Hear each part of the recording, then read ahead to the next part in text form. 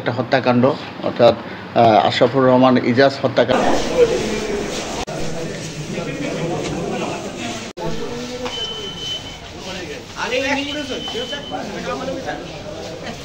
একদম বাইরে নিয়ে আসো।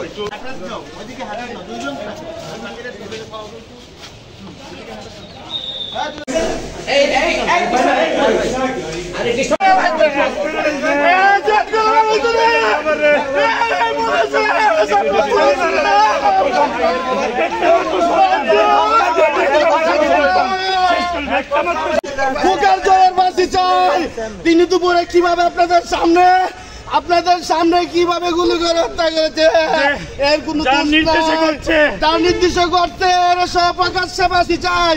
প্রকাশ্যে আপনারা আমাদেরকে সহযোগিতা করুন। আমার নাম রুবেল, আমি ইজাজের বোন জামাই।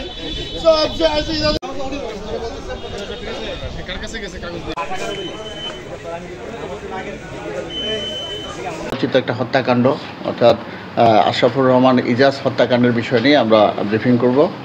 আপনারা জানেন যে গত 5ই জুন অনুমান সন্ধ্যা 6:15টার সময় ব্রাহ্মণবাড়িয়া সদর থানার কলেজপাড়া এলাকায় 20-25 জন লোকের সামনে প্রকাশ্যেই আশরাফুর রহমান ইজাজ নামে ছাত্রলীগের এক কর্মীকে গুলি করা হয়।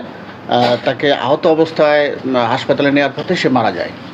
তো এই হত্যাকাণ্ডের পরপরেই পুলিশ হেডকোয়ার্টার্সের একটা টিমের সহযোগিতায় জেলা পুলিশের গোয়েন্দা শাখার যে পুরো টিমটা ছিল তারা এবং সদর থানা নিরবিচ্ছিন্নভাবে বিভিন্ন জায়গায় অভিযান পরিচালনা করে।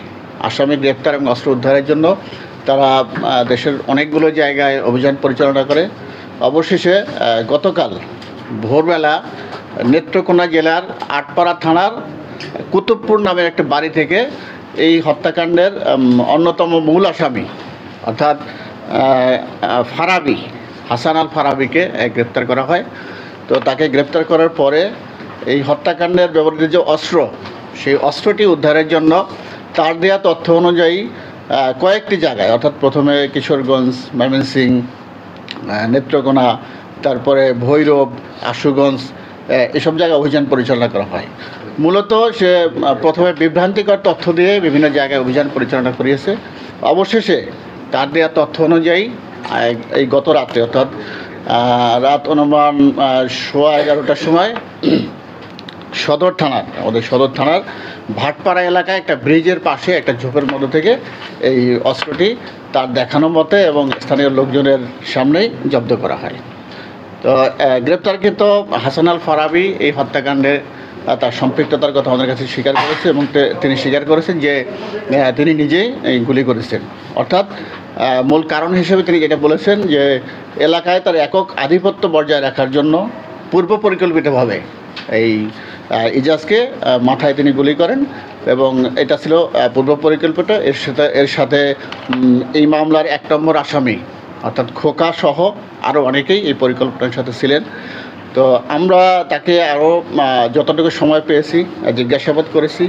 তো তাতে তিনি জানিয়েছেন যে তারা মূলত এই 1 নম্বর আসামি খোকা, গ্রেপ্তারকৃত আসামি জয় এবং ভিকটিম ইজাজ তারা একই এলাকার, একই পাড়ার কলেজপাড়া এলাকার বাসিন্দা। তো কলেজপাড়া এলাকার মূলত প্রভাব প্রতিপত্তি বজায় রাখত এই জয় এবং খোকা। তো এবং জয়ের দেখা যায় অনেক সিদ্ধান্তকেই এই ইজাজ এবং তার অনুসারী কয়েকজন মেনে নিত না, মাঝে মাঝে তারা বিরোধিতা করত। এটা নিয়ে তাদের মধ্যে দ্বন্দ্ব। তো এক পর্যায়ে এই দ্বন্দ্বটা চরম আকার ধারণ করে। তখন খোকা, এই জয় এবং তাদের মধ্যে যারা ছিল তাদের অনুসারী তারা চিন্তা করে যে ওকে একটা চরম শিক্ষা দিতে হবে। তো এই পরিকল্পনা থেকেই তারা তাকে মারার